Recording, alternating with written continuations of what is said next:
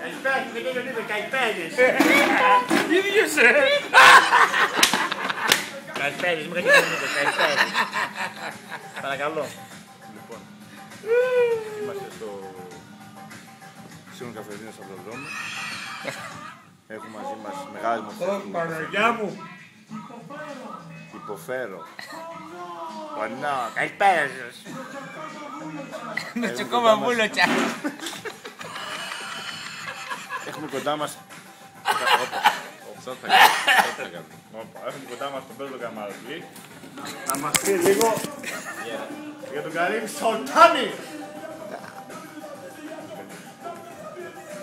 Έχουμε κοντά μας και το γνωστό σε όλους δάσκαλο να μας πει μια γνώμη για το συγκεκριμένο μαγαζί. Αυτό το μαγαζί που λέει, ναι, όχι δεν υπάρχει. Γαμνείτε τρώνε και πειράζει το μαγαζί δεν υπάρχει στην περιοχή του Σικιών. Πιστεύετε ότι είναι το πιο... Και κοίτα, να σε πω και κάτι, αυτά που σε λέω τώρα δεν είμαι και λίγο μας. Είμαι λίγο... Είσαι λίγο ρόμπας.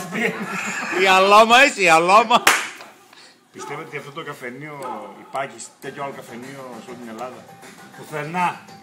Έχω κάνει Ρόδο, έχω κάνει Τρίπολη, Πάτρα, Μυτιλίνη, Μπάρι, Ιταλία. Στον Μπάρι τι έκανες? Κολόμπαρους.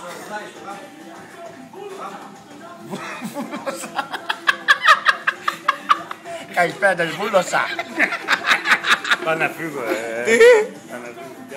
Κλείσε. Ξεβουλώστε με. Κάντε κάτι. Βούλωτσα κυρία μου. Κλείσε.